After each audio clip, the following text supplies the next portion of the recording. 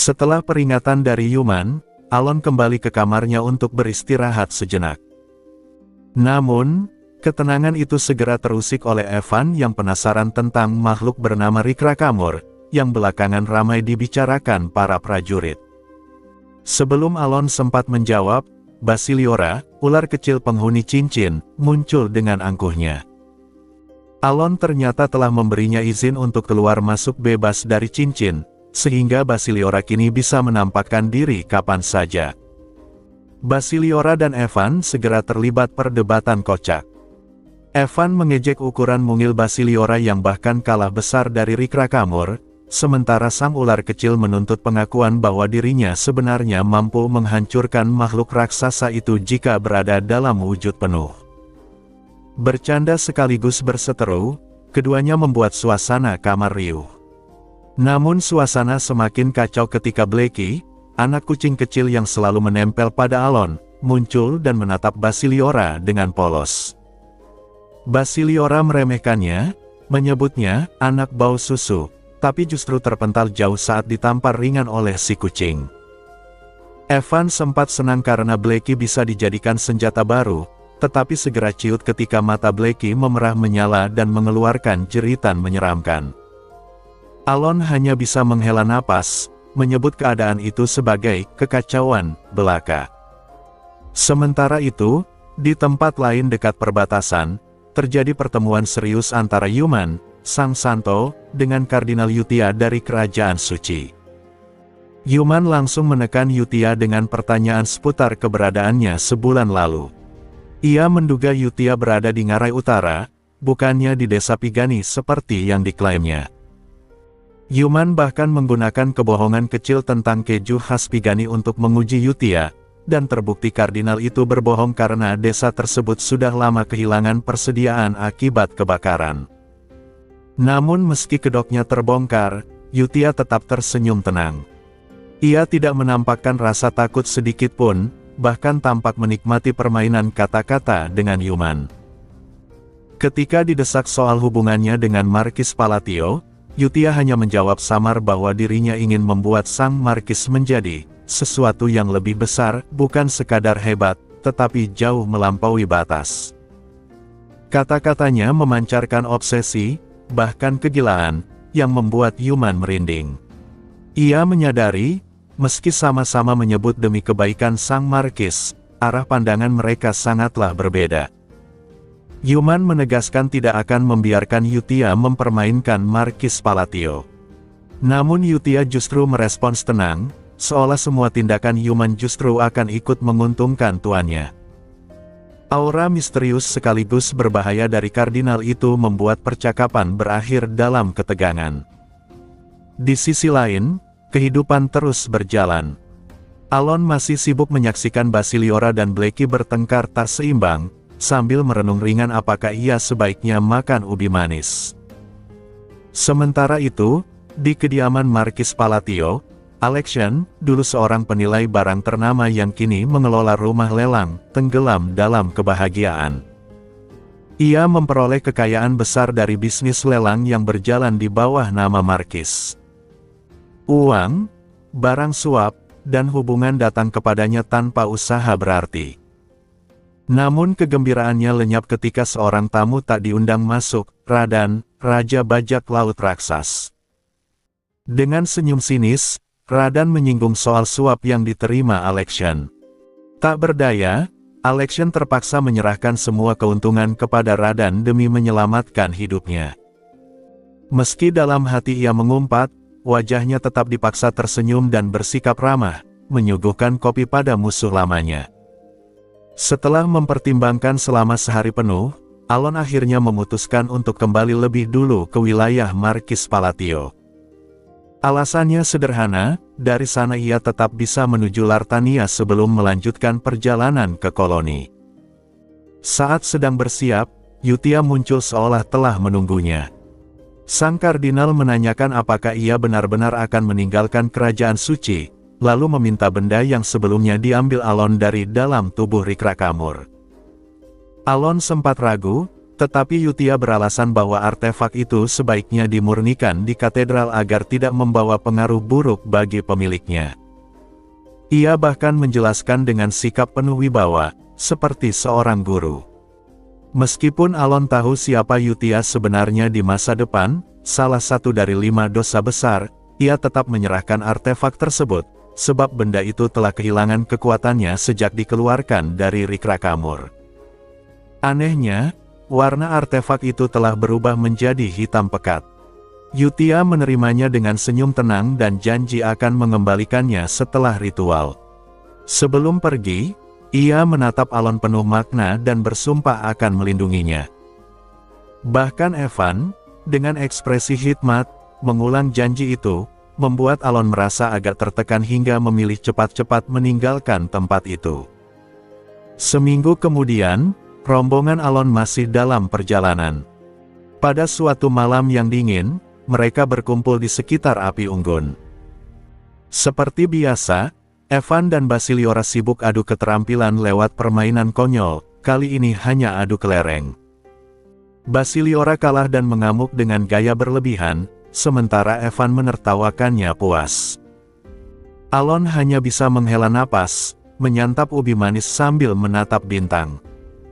Sesaat, ia kembali teringat pada suara sang pengamat yang pernah bertanya kepadanya, apakah itu terlihat indah bagimu? Namun, ia menyingkirkan bayangan itu dan fokus pada tujuan ke depan, menghadapi para monstrositas lain dan memperdalam pemahaman tentang sihir. Ia teringat saran naga emas, Lainisius, bahwa rahasia untuk memperkuat sihir ada pada seni Seals, kep-kep kuno yang bisa ditumpuk untuk menambah daya. Kesadaran itu membuat Alon mantap. Jika sebelumnya ia hanya mengandalkan strategi berdasarkan pengetahuan permainan, kini ia tahu perlunya mendalami sihir sesungguhnya. Malam itu, suasana terasa hangat sekaligus gaduh. Blackie, si makhluk hitam kecil, dengan tenang duduk di bahu Alon sambil mengunyah ubi manis. Kontras dengan Basiliora yang masih menangis terseduh karena kalah permainan, Blackie tampak bahagia, membuat Alon mengingat dengan geli momen aneh ketika makhluk itu pernah menumbuhkan mulut di perutnya. Malam berlalu dengan damai, meski penuh kelucuan. Beberapa minggu kemudian, rombongan akhirnya tiba di wilayah Markis Palatio. Banyak hal telah berubah, dan kabar mengejutkan menanti. Radan sempat datang selama kepergian mereka. Namun Alon belum sempat menggali detailnya karena begitu sampai, Penia Krisine langsung berlutut dan menghantamkan kepalanya ke lantai sambil meminta maaf dengan panik. Di ruang kerja penuh dokumen, Alon akhirnya mendengar pengakuan Penia. Rupanya, gadis itu berpura-pura memiliki hubungan dengannya demi bisa belajar sihir dari Heinkel. Ia tahu kebohongan itu cepat atau lambat akan terbongkar, sehingga memilih mengaku sendiri. Alih-alih marah, Alon justru menawarkan solusi. Ia bersedia menemui Heinkel langsung agar Penia bisa belajar tanpa harus berpura-pura. Penia terkejut sekaligus gembira, matanya berbinar seperti anak kecil yang mendapat hadiah. Namun, Alon mengajukan satu syarat, Penia harus membantunya dalam penelitian sihir. Gadis itu menyanggupi dengan semangat, tanpa menyadari bahwa penelitian itu berarti kerja keras yang melelahkan. Barulah seminggu kemudian ia menyesal, setelah merasakan betapa penelitian Alon bukan main-main. Sementara itu, di tempat lain, Hidan mendatangi kediaman Deus di Caliban. Ia terkejut melihat sebuah patung besar di taman yang identik dengan milik keluarga Merkiliane. Ketika ditanya, Deus dengan polos mengaku mendapatkannya dari Filian setelah berbincang panjang dengannya. Namun, setelah didesak, akhirnya ia jujur bahwa ia membelinya demi konsistensi narasi, sebuah alasan yang membuat Hidan hanya bisa terdiam pasrah. Deus bahkan memohon agar Hidan tidak segera melaporkan hal itu pada Redmond, berharap bisa menikmati patung kesayangannya sedikit lebih lama. Hidan pun hanya bisa menahan geleng kepala, menyadari betapa konyolnya situasi itu. Langit di tempat itu tampak kelam meski siang hari. Bumi di bawahnya bukan tanah biasa, melainkan permukaan keras berlapis cangkang bergerigi yang tidak hancur ketika diinjak. Di atas tanah asing itu berdiri sebuah kuil raksasa, tersusun dari batu bata hitam yang berpadu dengan langit suram di atasnya. Di dalam kuil, dua sosok duduk berhadapan di sebuah meja bundar hitam. Keduanya diselimuti jubah, wajah tersembunyi. Perbedaan kecil hanya terlihat, satu tubuh terbalut perban di balik jubahnya, sedangkan yang lain memperlihatkan sepasang bibir manusia di bawah bayangan tudung. Keheningan panjang akhirnya dipecahkan oleh sosok yang bibirnya terlihat. "Aku tidak tahu sampai kapan kita harus terus seperti ini," ucapnya, suaranya penuh kejengkelan. "Dialah Pride." Ia melanjutkan dengan nada santai bercampur bosan, "Lihat, Urat. Bukankah semua ini hanya buang-buang waktu? Kenapa tidak kita selesaikan saja? Bahkan tanpa mereka datang, kita bisa melakukannya sendiri." Urat, yang suaranya terdistorsi tanpa bisa dikenali sebagai pria, wanita, tua, atau muda, menanggapi tenang, "Dan menurutmu apa yang bisa kita lakukan, Pride?" "Annihilation. Bukankah jelas? Kalau semua apostel bergerak, semua akan selesai dalam sekejap. Orang-orang di luar sana hanya sampah yang merasa kuat." Urat menatap senyum buas Pride di balik jubah, lalu berkata pelan, "Tidak semuanya selemah yang kau kira." Percakapan memanas. Pride berdiri, melepaskan amarahnya. Kilat hitam menyambar dari langit, meruntuhkan kuil megah dalam sekejap. Puluhan, ratusan kilatan listrik berhenti tepat di atas kepala Urat, menegaskan ketegangan di antara mereka. Pride bahkan berdiri di atas meja, tangan terulur ke wajah Urat, suaranya dingin. "Aku tidak pernah menganggapmu atasan, Urat." Namun Urat tetap tenang, hanya menatapnya tanpa kata. Setelah beberapa saat, Pride menarik kembali petirnya dan berbalik. Ia mengumumkan dengan sinis bahwa bila apostel lain tak bergerak, ia akan bertindak sendiri. Ia hendak mengambil kembali Sith dan menyebutnya, "Saudara kandungku." Dengan senyum miring, Pride menyingkap tudungnya, memperlihatkan rambut perak keabu-abuan dan telinga yang muncul samar. Lalu ia menghilang, meninggalkan jejak petir hitam. 3 minggu setelah kontrak aneh dengan Penia Crisine, Alon larut dalam penelitian sihir. Bersama Penia, ia menemukan banyak hal baru tentang perubahan bentuk segel dan struktur molekul mana. Diskusi mereka mengalir penuh semangat, kadang salah, lalu dikoreksi, lalu menemukan titik terang baru. Bahkan Alon mengakui, penelitian bersama Penia jauh lebih bermanfaat dibanding usahanya sendirian. Namun momen serius itu selalu diwarnai sifat asli Penia. Begitu mendengar laporan dari adiknya, Felin, bahwa perbekalan reagennya dirampok bandit, Penia langsung menjerit penuh amarah. Alon hanya bisa menatapnya dengan wajah datar, membenarkan kembali pendapat bahwa gadis itu memang berkepribadian rusak. Meski begitu, saat Penia dengan canggung meminta izin keluar untuk mengejar bandit, Alon mengizinkan. Ia bahkan menegaskan bahwa sebenarnya gadis itu tidak butuh izin darinya. Namun Penia tetap kikuk, seolah masih menganggap Alon sebagai penguasa yang mengekangnya. Akhirnya ia berlari pergi sambil menyeret Felin, meninggalkan Alon dengan perasaan campur aduk. Di ruang kerja, Evan terkesima melihat tumpukan catatan penuh segel sihir hasil penelitian mereka. Dari situ, Alon menemukan kunci penting, ternyata ada segel-segel yang bisa saling melengkapi secara alami, membentuk struktur baru ketika dipadukan. Sebuah petunjuk nyata menuju penggunaan multi-cells, yang sebelumnya dianggap mustahil.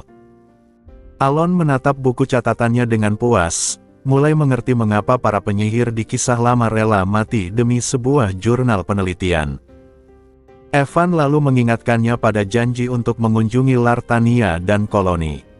Alon baru tersadar bahwa ia telah menulis surat janji pada Rin dan Seolrang. Ia pun memutuskan untuk berangkat 2 hari lagi, meski masih enggan berpisah dari penelitian barunya.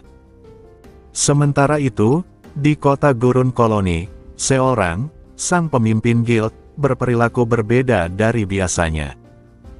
Lazimnya, ia hanya tidur santai bila tak ada urusan mendesak. Namun kali ini, setelah menerima sepucuk surat, ia tampak bersemangat luar biasa. Lime, asistennya yang berambut emas, bertanya penuh heran. Seorang hanya tersenyum cerah, menggoyang-goyangkan ekornya dengan riang. Ini waktunya mendengar jawabannya, katanya penuh antusias. Jawaban? Tanya Lime bingung. Ya, janji yang kubuat dengan Master, 2 tahun lalu. Seorang terkekeh penuh harapan, matanya berbinar menunggu kedatangan orang yang disebutnya Master. Luxibel adalah sebuah kadipaten kecil di perbatasan hutan mistis Rono Valley. Meski menyandang gelar kadipaten, kekuatannya jauh lebih lemah dibanding negara anggota lain dalam kerajaan sekutu. Hampir seluruh pemasukan bergantung pada wilayah Keslelot di perbatasan hutan, namun pendapatan itu tetap tak cukup untuk memenuhi ambisi besar Raja Ketujuh, Pamilono. Pamilono bercita-cita mengubah kadipaten kecil itu menjadi kerajaan besar dan merdeka. Namun mimpi itu terhambat oleh kenyataan, pembelian tanah membutuhkan biaya luar biasa besar, sedangkan berperang melawan ras non-manusia di selatan mustahil dilakukan dengan kekuatan kecil mereka. Lebih parah lagi, kadipaten itu penuh dengan korupsi. Bahkan pasukan para adipati jauh lebih kuat dibanding tentara kerajaan. Sejak naik tahta sebagai Raja Boneka, Pamilono terus dihantui rasa putus asa. Sampai akhirnya, ia menerima tawaran misterius yang ia sebut sebagai perjanjian dengan iblis, meski sebenarnya datang dari sesama manusia.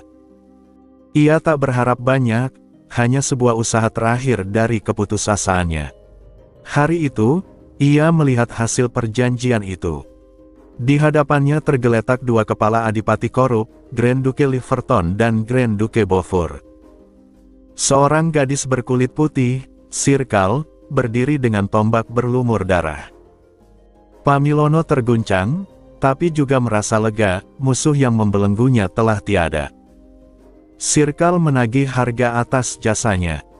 Pamilono bersiap membayar berapapun yang diminta. Ternyata, permintaannya sederhana namun berbahaya. Pertama, memberikan sebagian tanah untuk rakyatnya tinggal. Kedua, menjadikan dewa mereka sebagai agama negara dan mendirikan patungnya di seluruh wilayah. Pamilono setuju, sebab wilayah Luxibel sudah lama diabaikan oleh kerajaan suci Rosario. Lalu rekannya, Jenira Ganatana, menyerahkan patung dewa yang mereka sembah, sosok lelaki berjas gelap dengan petir di tangan. Dengan penuh fanatisme, Jenira menyebut nama dewa itu, Kalanon, sang pembawa petir. Sementara itu, di tempat lain, Penia Krisine tengah diliputi kebahagiaan. Ia kini bisa belajar sihir langsung dari Heinkel, sekaligus membantu riset magis Markis Palatio, Alon. Bagi Penia, ini adalah kesempatan emas. Riset Markis itu memang aneh dan rumit, tapi sangat menarik. Namun, setelah Alon pergi meninggalkan penelitian padanya, kebahagiaan itu berubah jadi beban. Ia mendapati tumpukan catatan yang harus ia rapikan, bukan sekadar teori, tapi pekerjaan melelahkan dengan kombinasi struktur mana yang tak ada habisnya. Menyadari bahwa Alon sebenarnya hanya ingin membuang tugas berat itu padanya, Penia hampir gila. Meski begitu, ia bertekad menyelesaikannya demi bisa terus belajar sihir dari Heinkel. Dengan mata merah penuh tekad, ia menulis siang dan malam, sementara asistennya, Pelin, hanya bisa gemetar melihatnya. Di sisi lain, Alon yang sedang makan ubi manis tampak santai, tak tahu betapa kerasnya Penia berjuang. Ia hanya menganggap pekerjaannya ringan. Bersama rekannya, Evan, ia mendengar kabar mencurigakan, hampir semua anggota Dewan Senior tewas tak lama setelah menjabat, hingga hanya Lady Rin yang tersisa. Alon sempat curiga, tapi menepisnya sebagai kebetulan. Setibanya di Lartania, Alon bertemu kembali dengan Rin. Dengan senyum tenang, Rin bertanya soal ulang tahunnya yang jatuh pada tanggal 20 September.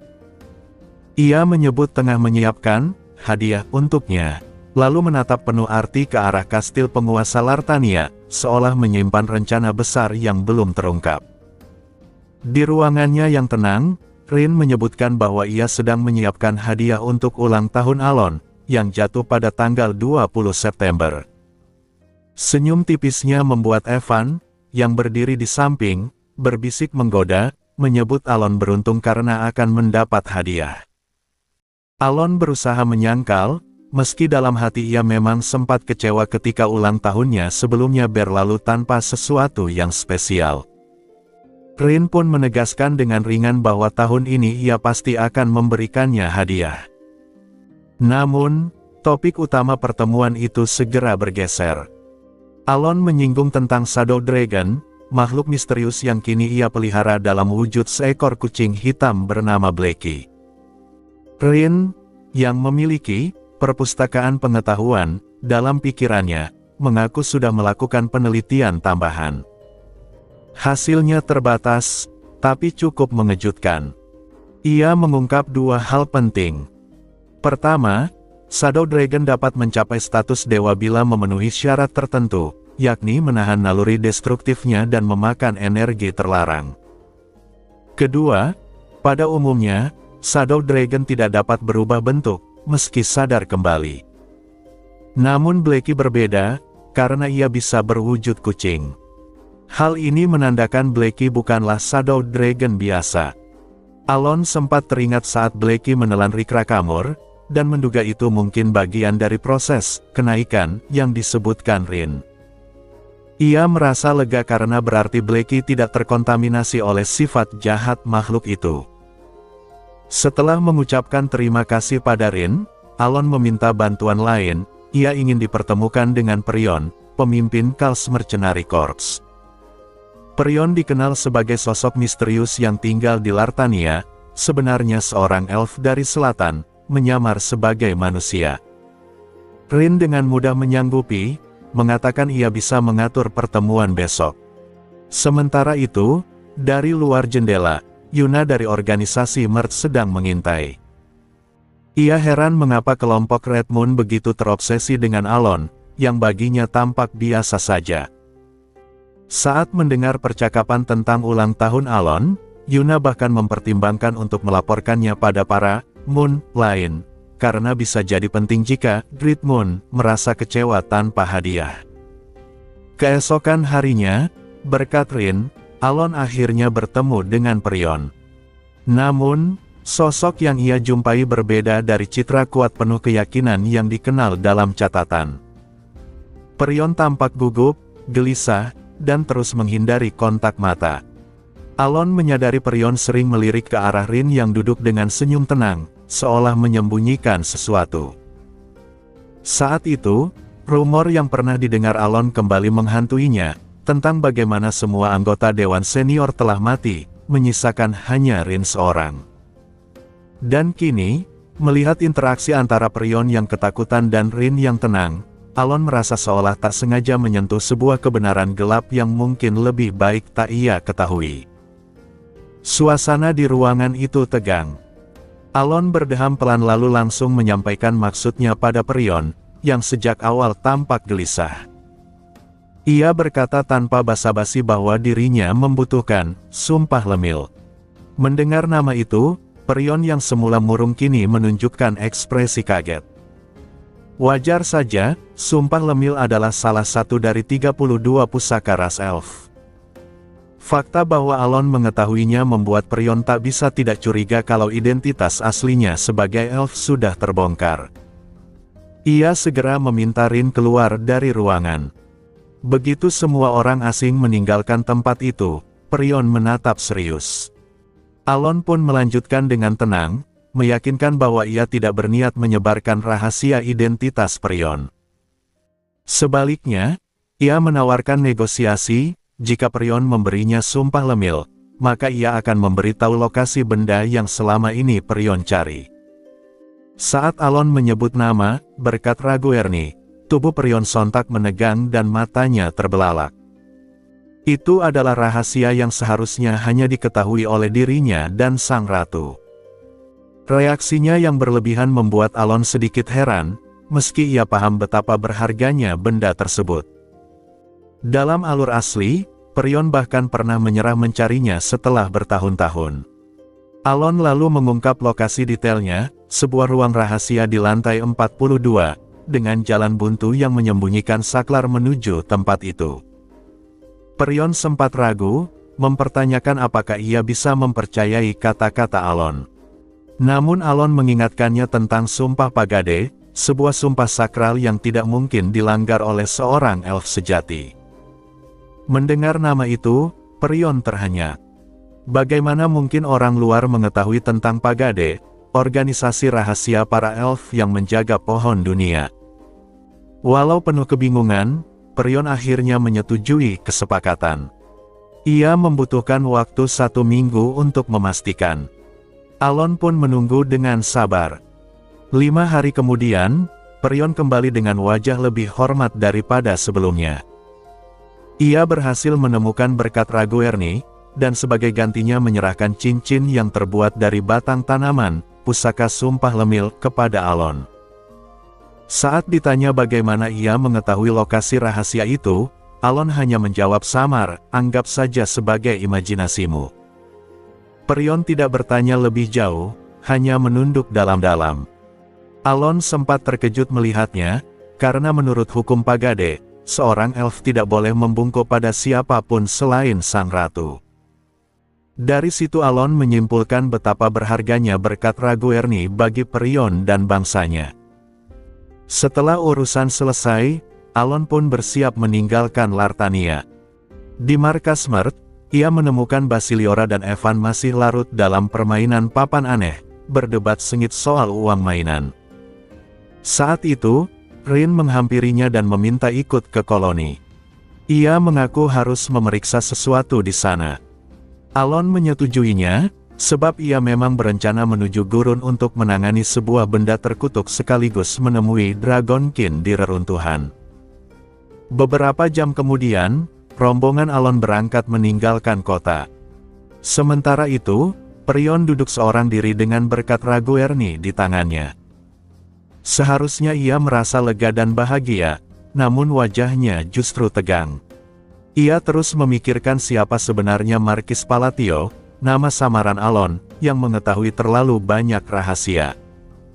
Nama Pagade seharusnya mustahil diucapkan sembarangan.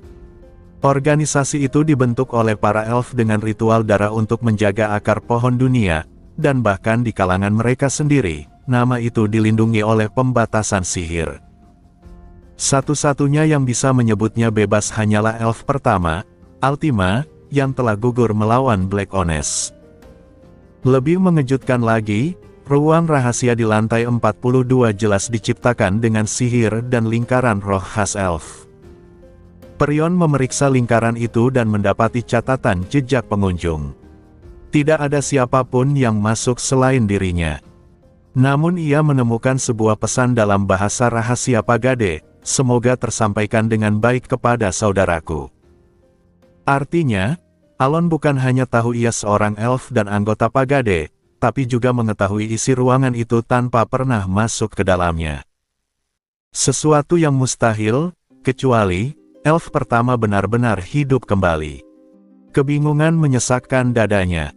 Pada akhirnya, Prion memutuskan untuk tidak menyimpulkan apapun seorang diri. Ia akan melaporkan semua ini kepada Ratu Agung, sosok tertinggi yang menjaga hubungan para elf dengan pohon dunia. Di wilayah Kepangeranan Luxibel, tepatnya di kota Kaslot, suasana ramai seperti biasa. Dari tengah hiruk-pikuk itu, seorang pria tinggi tegap berambut keperakan, Reinhardt, salah satu dari 5 pedang Caliban, berdiri sambil menghela napas panjang.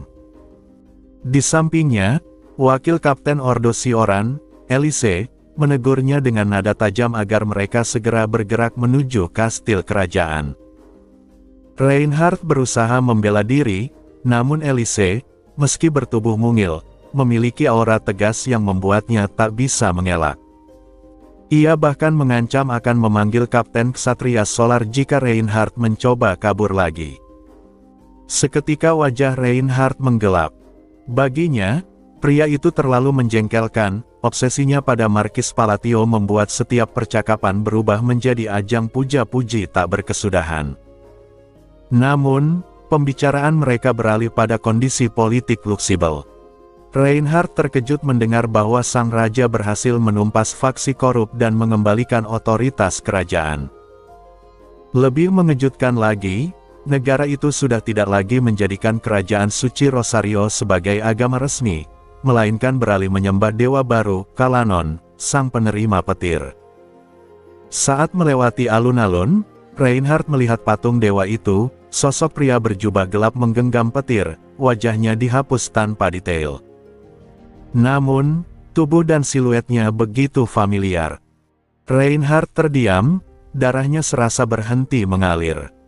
Sosok itu, jelas-jelas menyerupai Markis Palatio. Ia hanya bisa menatap patung itu dengan kebingungan, bertanya-tanya siapa dalang di balik perubahan besar ini. Nama yang muncul di benaknya hanya satu, Deus Machalian. Beberapa hari kemudian, dalam perjalanan menyeberangi gurun bersama kafilah, Alon mendapat kabar itu dari Evan. Luxibel kini menyembah Kalanon, meski baik ia maupun Basiliora belum pernah mendengar nama dewa tersebut. Anehnya, Basiliora merasa samar-samar mengenali nama itu, seolah pernah mendengarnya di masa lampau. Tak lama setelah itu, Rin memberi penjelasan.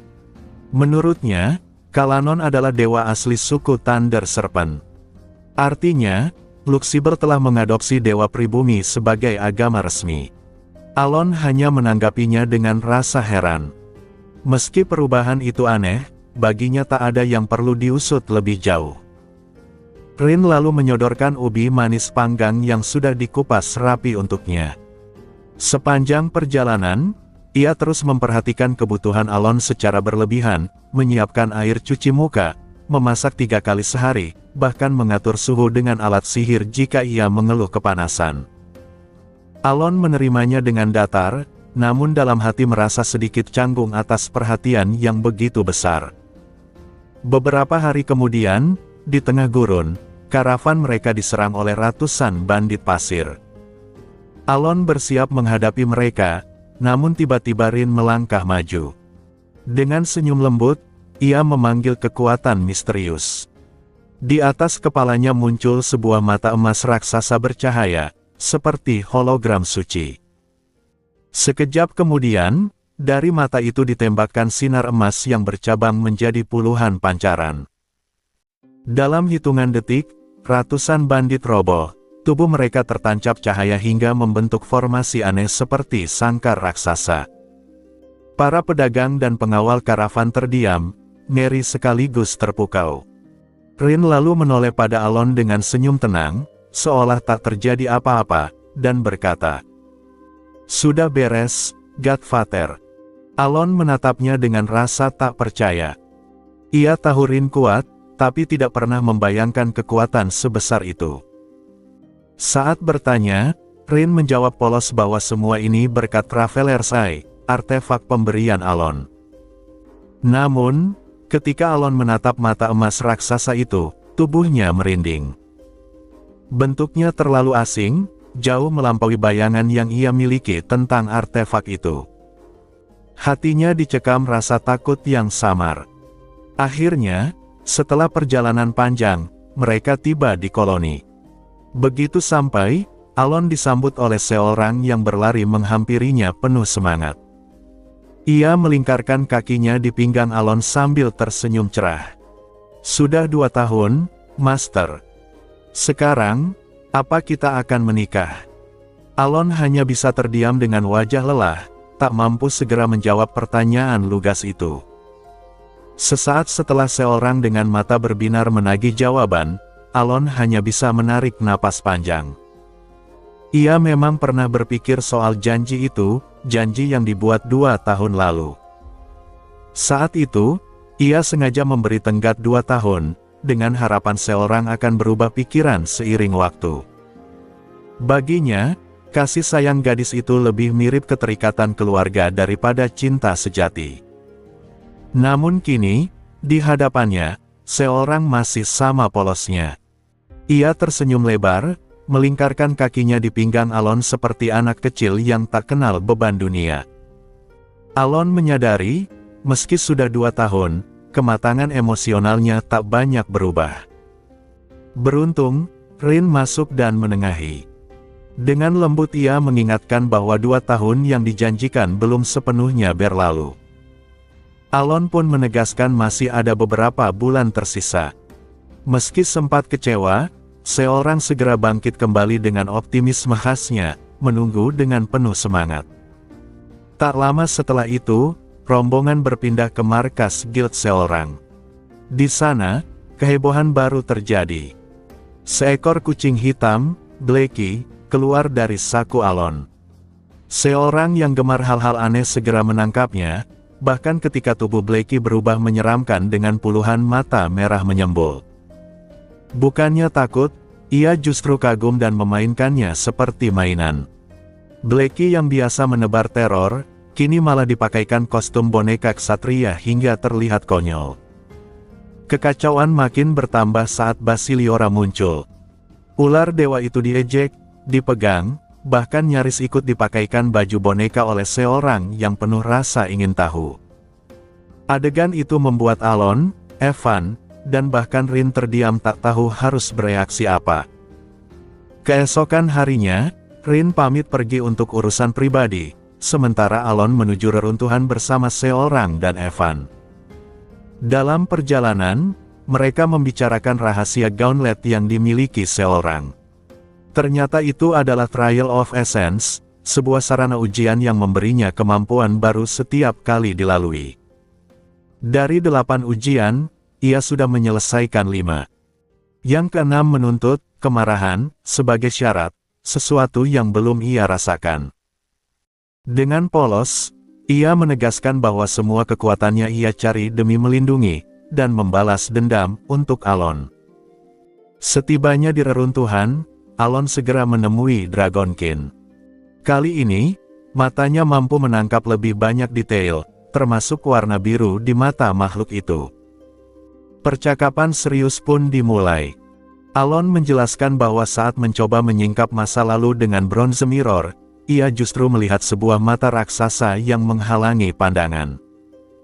Dragonkin terkejut besar. Menurutnya, bahkan 5 dewa besar yang dulu pernah menyegel kekuatan kegelapan pun tidak akan mampu mengutak-atik kekuatan Bronze Mirror, karena artefak itu berasal dari era yang lebih kuno. Jika benar ada entitas yang bisa mengintervensi cermin itu, berarti ia jauh melampaui kelima dewa masa lalu. Ucapan itu menggantung berat di udara, meninggalkan Alon dengan perasaan waspada akan sesuatu yang jauh lebih besar daripada apapun yang ia bayangkan. Alon masih terdiam, mencoba mencerna ucapan Dragonkin yang penuh misteri. Jika ada sesuatu yang mampu mengintervensi domain ilahi, maka keberadaan itu jelas lebih tinggi daripada 5 dewa agung. Namun bahkan Dragonkin sendiri tidak mampu memahami sosok semacam itu. Saat Alon menduga apakah Ultutus tahu sesuatu, Dragonkin segera menepisnya. Menurutnya, Ultutus pasti hanya salah paham, sama seperti dirinya. Tentang makhluk hitam yang ditemui Alon, Dragonkin juga mengaku tidak tahu. Semakin jauh ia mencari jawaban, semakin dalam pula misteri yang terbuka. Setelah menarik napas panjang, Alon memilih mengalihkan pembicaraan dan menceritakan semua pengalamannya, dari pertemuan dengan Duke Komalon, kabar kebangkitan entitas hitam, hingga kisah naga emas Lainisius. Hampir setengah jam lamanya ia berbicara, sementara Dragonkin hanya sesekali menggerakkan ekornya, tenggelam dalam pikiran. Akhirnya, Dragonkin mulai menjawab. Ia tidak tahu detail yang disebut naga tersegel, tapi ia bisa menceritakan awal dari semuanya, zaman yang disebut usia terlupakan para dewa. Saat itu, dewa dan manusia hidup berdampingan. Manusia memberi doa, dan para dewa memberi berkat. Negeri manusia hanya ada satu, didirikan oleh seseorang bernama Palahon, dan para penyihir disebut Trumage. Namun dunia itu jauh dari damai. Hingga suatu saat, mereka datang, makhluk hitam. Mereka muncul entah dari mana dan membantai semua yang mereka temui, dewa, manusia, bangsa lain, bahkan Trumage, tanpa alasan atau komunikasi. Para dewa mengangkat senjata, sendirian maupun beraliansi, tapi akhirnya kalah telak. Banyak dewa lenyap, bukan hanya mati sementara, melainkan benar-benar musnah. Alon terdiam mendengar penjelasan bahwa rahasia kehancuran itu ada pada nama. Para dewa kehilangan nama mereka, atau tubuh, pikiran, bahkan kehormatan. Tanpa itu, mereka tidak bisa bertahan. Dragonkin sendiri nyaris lenyap, tetapi berhasil menyegel diri di kuilnya agar tetap hidup, meski tanpa nama. Ia melanjutkan, menyebut bahwa para dewa sejati telah dirampas kedudukannya. Kini, mereka yang dulu disebut dewa hanya dianggap outer god, sementara para perampas dikenal dengan nama menakutkan, 5 dosa besar. Alon segera bertanya mengapa mereka mencuri nama dan kedudukan dewa. Dragonkin hanya bisa berspekulasi, mungkin agar para dewa dilupakan. Sebab saat ia terbangun dari segel, ia mendapati para dewa menghilang, para Trumage putus garis keturunannya, dan para naga tinggal legenda. Semua jejak masa lalu hilang, seakan dunia ini telah difabrikasi ulang. Ucapan Dragonkin meninggalkan gema berat dalam pikiran Alon. Dunia ini kehilangan semua informasinya tentang naga, dewa, dan Trumage. Seolah semuanya telah dipalsukan. Dalam perjalanan pulang dari reruntuhan, Alon merenungi dua kebenaran yang pasti. Pertama, 5 dosa besar benar-benar telah merebut posisi para dewa dan berusaha menghapus jejak era lama. Kedua, ia akhirnya mengerti mengapa Duke Komalon menyebut dirinya penyihir, setengah jadi. Sebab seorang Trumage sejati harus mampu mengukir hukum dan kehendak pada inti mana mereka. Meski beberapa misteri terjawab, Alon tetap dihantui pertanyaan, mengapa entitas hitam ingin menghapus masa lalu? Mengapa Kilas, sang naga emas, yang jelas seorang Trumage, justru muncul sebagai outer god? Namun ia sadar, ada hal yang lebih penting, menghentikan 5 dosa besar. Hanya itu tujuan utamanya, agar ia bisa hidup tenang sebagai seorang bangsawan. Tentu, ada juga ambisi lain, mengeksplorasi lebih jauh dunia sihir, sesuatu yang kini telah menjadi bagian dari dirinya. Saat ia merencanakan langkah berikutnya, berita mengejutkan datang. Raja Charmaxes ketiga memanggilnya ke istana, bahkan meminta seorang ikut serta. Alon tidak menolak, meski sedikit kelelahan. Dalam perjalanan menuju aula jamuan, ia bertemu dengan seorang pria yang menatapnya tajam, Pangeran Karan. Sorot mata sang pangeran penuh kebencian, meski Alon tak pernah bertemu dengannya sebelumnya. Seorang pun merasakan aura aneh dari pria itu, tapi mereka memilih tidak memperpanjang. Sesampainya di aula, kejutan lain menanti. Seorang pria tampan membungkuk hormat kepadanya, dan Alon terbelalak. Itu adalah Pangeran Karsem, yang 6 bulan lalu dikenal sebagai babi berjalan, karena tubuhnya yang gemuk dan berjelaga. Kini ia berdiri gagah, berubah total hingga nyaris tak bisa dikenali. Alon hanya bisa terdiam, dipenuhi tanda tanya. Alon menatap tanpa ekspresi, tidak percaya dengan sosok yang berdiri di depannya. Ia sampai harus mengedipkan mata 2 kali untuk memastikan pandangannya tidak salah. Namun, pria itu tetap tersenyum cerah dengan tatapan penuh kekaguman. "Kau Pangeran Karsem, bukan?" tanya Alon ragu. Iya, benar. Itu aku, haha.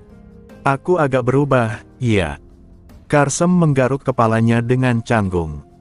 Mulut Alon hampir menganga, sementara Evan benar-benar melotot, tak mampu menyembunyikan keterkejutannya. Bahkan seorang, yang biasanya penuh rasa ingin tahu, tampak tak begitu peduli.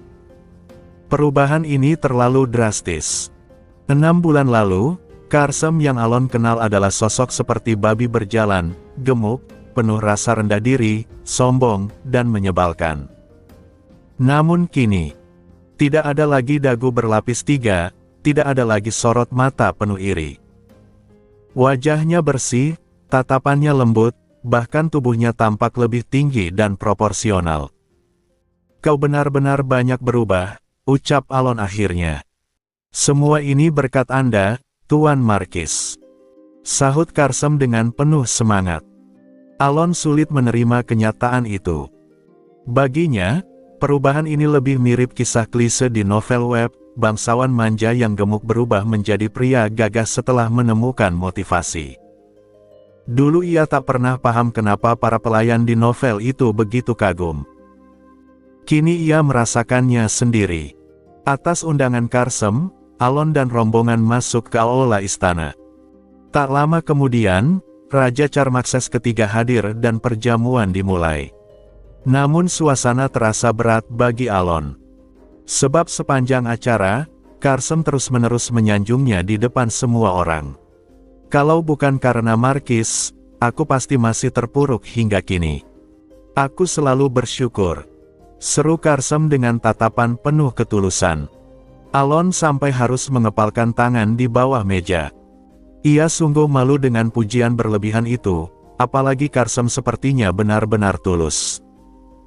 Keesokan harinya, Evan melapor dengan wajah serius.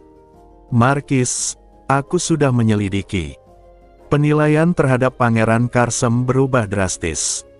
Bahkan lebih baik daripada pangeran pertama." Alon mengangkat alis, terkejut.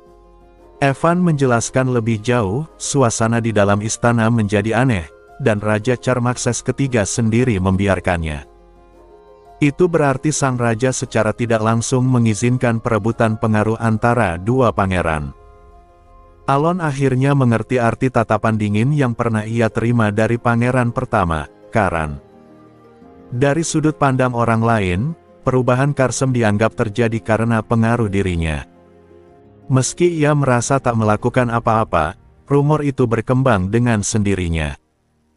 Raja itu lebih mengutamakan posisinya sebagai penguasa daripada sebagai ayah, pikir Alon. Tidak aneh bila Charmaxes membiarkan kedua putranya bersaing. Setelah itu, Alon memutuskan untuk menyelesaikan urusannya di koloni. Targetnya adalah monster gurun bernama Scorpion, salah satu dari makhluk besar yang menyimpan relik dosa. Namun, lokasi sarangnya sulit ditentukan, dan tanpa panduan dari kuil kuno, perjalanannya akan sia-sia.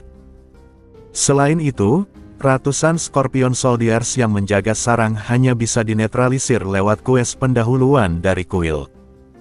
Untuk saat ini, Alon hanya merencanakan ekspedisi persiapan. Namun, pada saat yang sama, di kedalaman gurun, situasi telah berubah. Ratusan Scorpion Soldiers bangkit sebelum waktunya, tetapi tubuh mereka ditembus petir hitam. Seorang bisman berambut perak berjalan santai di antara mereka, sang rasul kesombongan. Dengan senyuman tipis, ia mendekati Scorpion yang berusia ribuan tahun dan menyalurkan petir hitam, memaksa makhluk itu berubah warna, larut dalam kegelapan. "Sekarang," ucapnya dengan nada ringan, "mari kita pergi menyapa dia. Dan sekalian, menengok adikku." Tatapannya diarahkan ke koloni. Keesokan paginya, Alon masih bersantai menunggu Rin kembali dari kunjungan ke istana. Seorang duduk sambil memeluk Blackie yang lemas, dan suasana terasa tenang. Hingga, boom, ledakan dahsyat mengguncang kota. Alon berdiri refleks dan menatap keluar jendela. Apa yang dilihatnya membuat napasnya tercekat. Seekor monster raksasa dengan tubuh mengerikan merobohkan dinding koloni dan menerobos masuk. "Scorpion," gumamnya tak percaya. Di sampingnya, seorang terdiam dengan wajah pucat. Lalu, dengan suara bergetar, ia berbisik pelan, "Saudara."